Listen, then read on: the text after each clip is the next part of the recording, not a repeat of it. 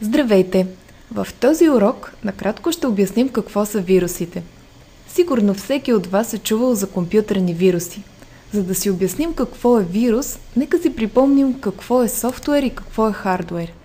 Както знаете, софтуерът е програмен код, който казва на хардуера какво да прави и как да функционира.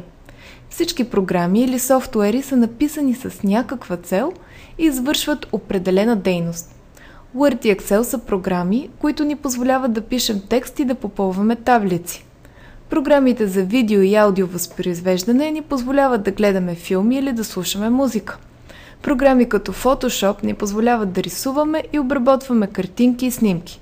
Всяка програма има някаква ясна цел.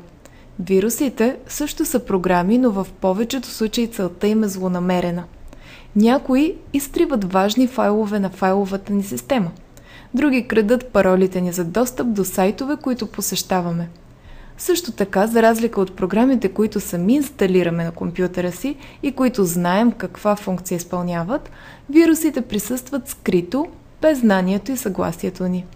За да може една програма да прави каквото и да е, нейният код физически трябва да присъства на компютъра ни. Но вирусите са така програмирани, че веднъж стигнали до даден компютър, те лесно могат да се саморазмножат и разпространят до други компютри чрез имейл, скайп, веб страници, различни преносители на данни като дискове, дискети, USB запаметяващи устройства, на които копие на програмата вирус вече присъства. Този начин на разпространение, подобно на зараза, идва и името на тези програми – вируси. В повечето случаи хората използват думата вирус, обозначавайки няколко вида програми, които имат подобна дейност, но се различават малко помежду си. Подобни програми са червиите и троянските коне. Червиите, за разлика от вирусите, се разпространяват използвайки пролуки в операционните системи, а пък вирусите, както вече казахме, се разпространяват чрез човешка намеса. Например, като изпратим по имейл заразен с вирус файл на наш познат. Троянските коне пък са програми, които привидно имат някаква полезна цел, но всъщност правят нещо съвсем различно.